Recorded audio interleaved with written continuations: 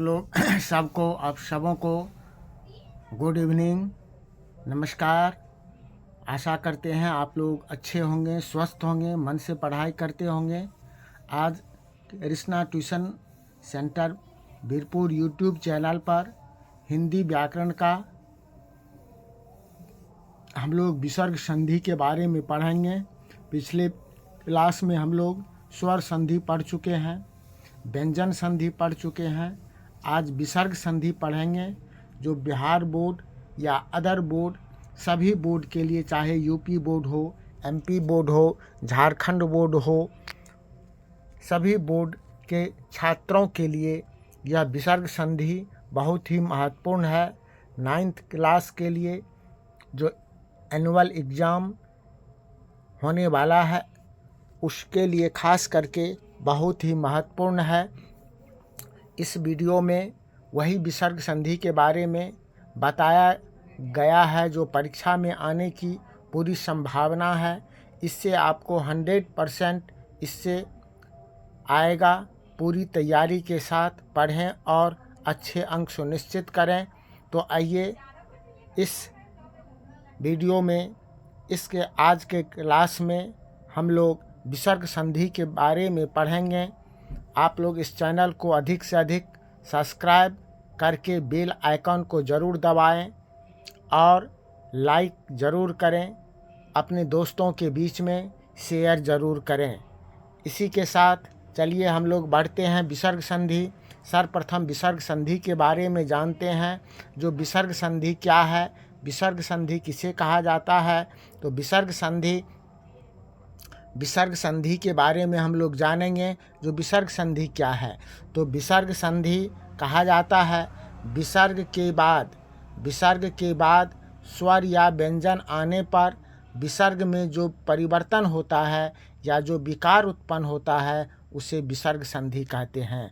जैसे देखिए मनः जोर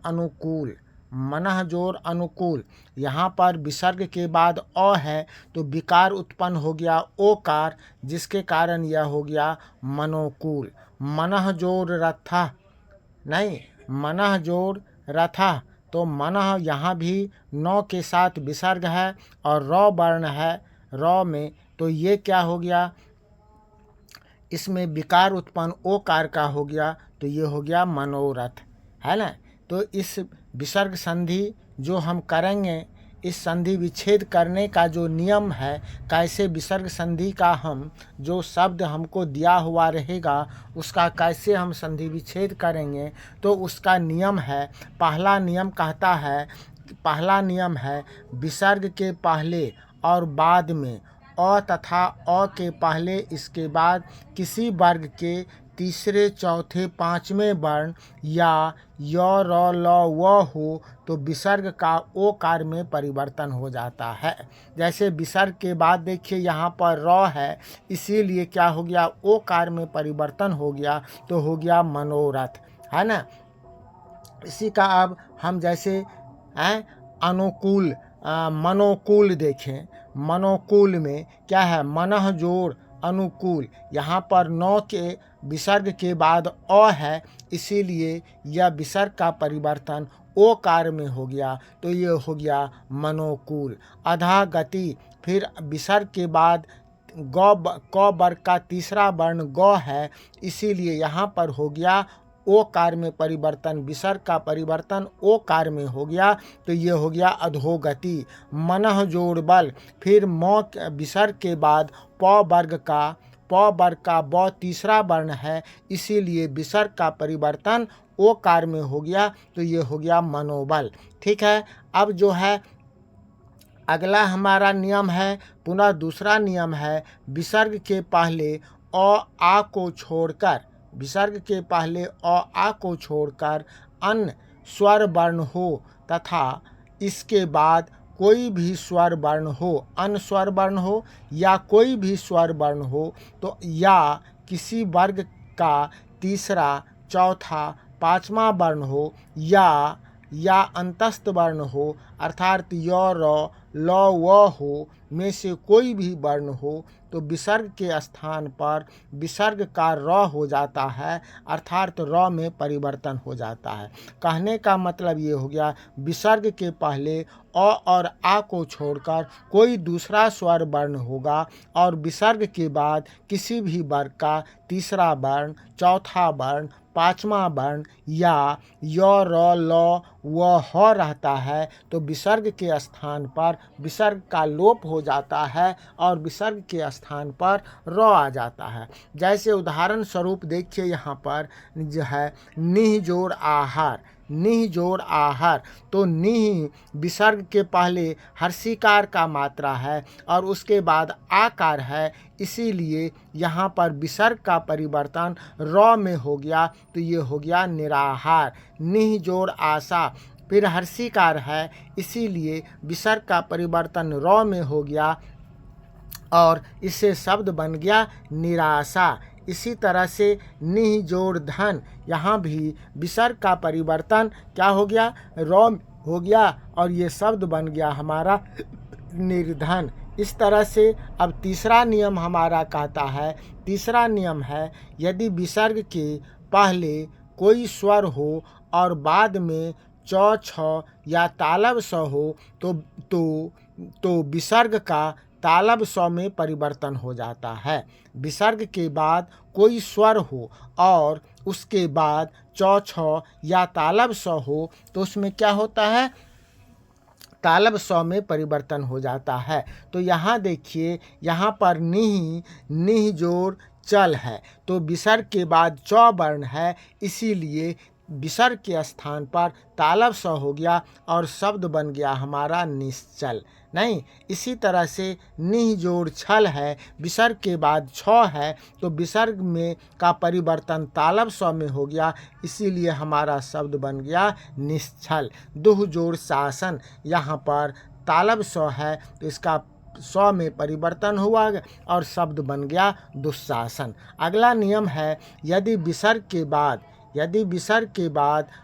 तो या दंत स हो तो विसर्ग का परिवर्तन दंत स में हो जाता है। तो विसर्ग के बाद तो हो या दंत स हो तो विसर्ग के स्थान पर पुनः दंत स आ जाता है। जैसे देखिए नमः जोड़ ते, यहाँ पर विसर्ग के बाद तो है तो विसर्ग का परिवर्तन दंत स में हो गया और हमारा शब्द बन गया नमस्ते।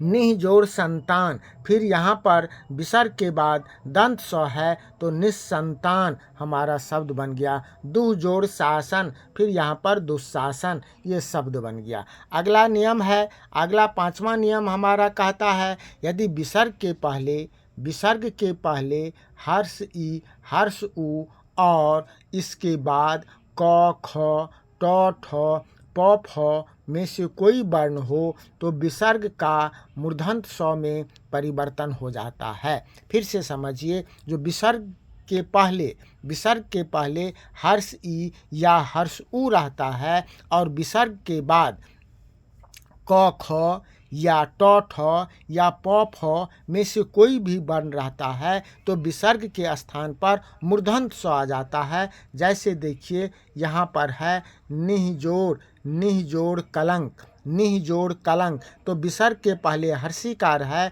तो यहाँ पर विसर्ग के स्थान पर मूर्धन्य स आ गया और शब्द बन गया हमारा निष्कलंक। चतुह जोड़ पाद, यहाँ पर विसर्ग के बाद प है इसीलिए इसका हमारा शब्द बन गया चतुष्पाद। निह जोड़ फल, यहाँ पर विसर्ग के बाद फ है इसीलिए और विसर्ग के पहले हर्षिकार है, यहाँ पर विसर्ग के पहले हर्षुकार था नहीं और विसर्ग के बाद जो है फ है तो शब्द बन गया निष्फल। ठीक है। अगला नियम कहता है विसर्ग के पहले अ आ हो और बाद में कोई भिन्न स्वर वर्ण हो तो विसर्ग का लोप हो जाता है। ठीक है, क्या कहें, अ या आ हो, विसर्ग के पहले अ या आ हो और उसके बाद कोई दूसरा भिन्न स्वर वर्ण रहता है तो विसर्ग का लोप हो जाता है। जैसे देखिए अतः जोड़ एव, यहाँ पर त में अ है, त में क्या है अ है और यहाँ पर ए है, इसीलिए विसर्ग का लोप हो गया और शब्द बन गया अतएव। मनः जोड़ उच्छेद, मनः जोड़ उच्छेद, तो फिर यहाँ पर क्या हो गया, मनः नौ में अ है और विसर्ग है, इसीलिए विसर्ग का लोप हो गया, शब्द बन गया मनुच्छेद। निह जोड़ रस नीरस, निह जोड़ रस नीरस, ठीक है।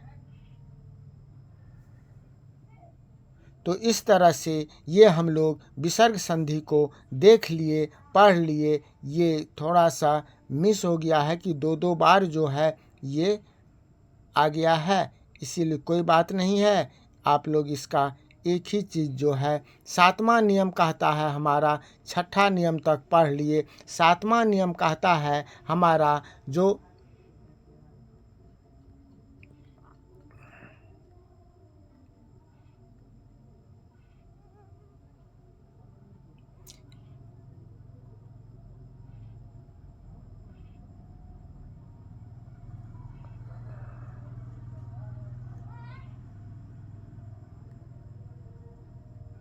सातवां नियम, ये सब थोड़ा सा मिस हो गया है, इसीलिए आप लोगों को जो है हम